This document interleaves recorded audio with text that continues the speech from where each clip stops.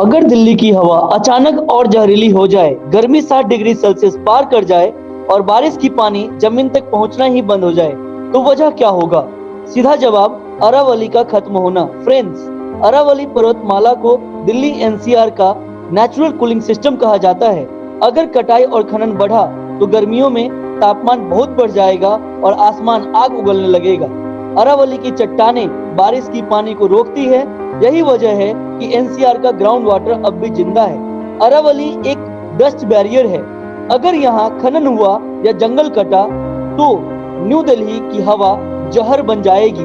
अरावली उत्तर भारत की आखिरी natural barrier है जो रेगिस्तान को दिल्ली तक आने से रोकती है, जो जहरीली हवा को थामती है और जो जमीन के नीचे पानी को जिंदा रखती है। अगर अरावली बची तो दिल्ली बचेगा और कटी तो दिल्ली उबलेगा, घुटेगा और सूख जाएगा।